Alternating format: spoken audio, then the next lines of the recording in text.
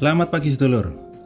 Aktivitas vulkanik Gunung Semeru memasuki bulan Oktober ini itu terjadi peningkatan jika dibandingkan dengan 2 bulan sebelumnya ya. Karena itu, jika di beberapa hari ini kita itu lebih sering mendengar suara gemuruh dari Gunung Semeru. Hal itu cukup wajar ya, mengingat energi yang berada di bawah itu sedang berproses semakin naik menuju ke permukaan. Oke sedulur, kita bahas lebih lanjut ya fluktuatif aktivitas vulkanik Gunung Semeru di 3 bulan terakhir ini. Masih bersama dengan saya, Cak Basman. Aktivitas vulkanik Gunung Semeru yang bertipe vulkanian dan strombolian ini itu sifatnya fluktuatif sedulur. Mungkin kita sempat bertanya-tanya ya, apa sih yang mempengaruhi aktivitas vulkanik dari sebuah gunung berapi itu ya? Kok aktivitasnya itu nggak bisa diprediksi dengan pasti. Jadi aktivitas vulkanik dari gunung berapi itu dulur dipengaruhi oleh beberapa hal ya. Karena gunung api itu terbentuk dari pertemuan lempeng-lempeng tektonik ya. Maka secara otomatis aktivitas lempeng tektonik itu sendiri akan mempengaruhi aktivitas vulkanisme dari sebuah gunung berapi dulur. Selanjutnya, sistem magmatik dari gunung berapi itu sendiri juga sangat berpengaruh ya, sangat besar terhadap seberapa besar magma yang naik dari dalam bumi itu menuju ke permukaan.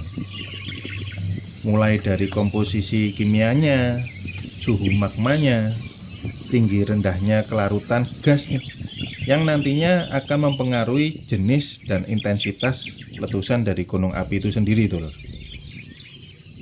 Selain itu, kedalaman di mana magma itu berakumulasi juga sangat berpengaruh ya terhadap intensitas serta jenis letusan dari gunung itu sendiri dulur. Jadi semakin dalam magma itu terakumulasi, maka semakin tinggi juga tekanan yang akan dihasilkan nanti dulur. Selanjutnya yang mempengaruhi aktivitas vulkanik dari Gunung Semeru adalah adanya sistem uap air dulur. Air yang masuk ke dalam sistem vulkanik seperti hujan yang meresap melalui retakan-retakan serta pori-pori tubuh gunung api, lalu air tanah yang ada di sekitar gunung itu sendiri juga dapat memicu letusan yang lebih eksplosif ya, dengan menghasilkan tekanan yang lebih tinggi lagi dulur. Oke sedulur, tadi itu tentang beberapa hal yang mempengaruhi aktivitas vulkanisme Gunung Semeru ya. Sekarang kita review kembali aktivitas vulkanik dari Gunung Semeru di pertengahan bulan Agustus hingga awal September ya. Jadi di bulan-bulan itu terjadi penurunan aktivitas dulur, dengan rata-rata kejadian gempa letusannya itu sekitar 79 kali per hari. Sedangkan pemantauan dari 7 stasiun GPS dan tiltmeter itu menunjukkan adanya inflasi pada tubuh gunung api dengan sumber tekanannya itu berasal dari kedalaman 2,3 km dari puncak. Lalu pada awal hingga pertengahan bulan September, aktivitas vulkanik Gunung Semeru itu lebih menurun lagi dulur. Dengan rata-rata kejadian gempa letusannya itu sekitar 40 kali per hari. Hal itu selaras dengan hasil pemantauan dari 7 stasiun GPS dan tiltmeter ya, yang menunjukkan adanya deflasi. Sehingga dari perubahan arah vektor itu menunjukkan sedikit mendekati tubuh Gunung Semeru dulur. Lalu pada akhir bulan September, rata-rata kejadian gempa letusannya itu juga masih rendah. Jadi sekitar 52 kali per hari dulur. Namun dari 7 stasiun GPS dan tiltmeter kembali menunjukkan adanya inflasi pada tubuh gunung api dengan sumber tekanannya itu berasal dari kedalaman 8 km dulur.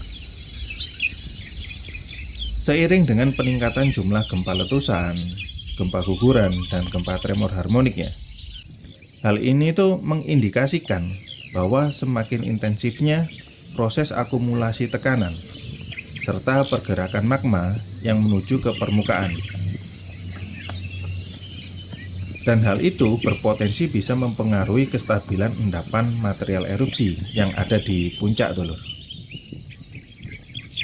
Lalu pada periode awal Oktober, aktivitas vulkanik Gunung Semeru itu kembali meningkat, dulur.